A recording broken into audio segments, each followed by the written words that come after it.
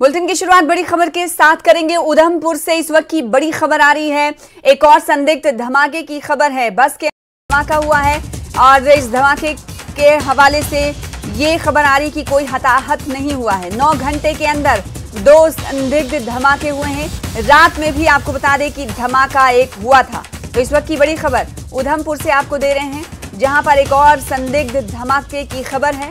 ये धमाका बस के अंदर हुआ है, कोई हताहत नहीं हुआ है, यानी कोई जाने नुकसान नहीं हुआ है, जो कि राहत भरी खबर है।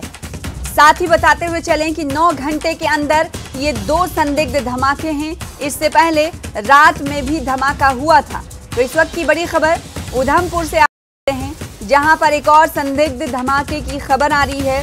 ये धमाका बस के अंदर हुआ है। तस्वीरें आपके सामने हैं टीवी स्क्रीन पर, आप देख सकते हैं ये धमाका कितना खतरनाक था कि बस के शीशे जमीन पर पड़े हुए दिखाई दे रहे हैं। हालांकि अच्छी बात ये रही कि धमाके में कोई हताहत नहीं हुआ।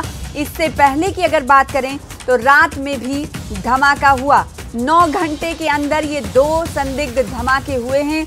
ये धमाका किसने किया, ये अभी तक पता नहीं चल पाया है। तो इस वक्त की बड़ी खबर उधमपुर से तस्वीरें आपको दिखा रहे हैं। आगे के पीछे की जो बसें थी उनके साथ शीशे टूट चुके हैं। ये एक बड़ा हादसा। ये 6 बजे बस 6:30 बजे बस स्टैंड निकली, 7 बजे रामनगर जाती थी बस। इसमें कोई सवारी नहीं थी। अगर कोई सवारी होती है एक बड़ा हादसा हो जाता। ये भगवान से जो हादसा नहीं हुआ। धन्यवाद।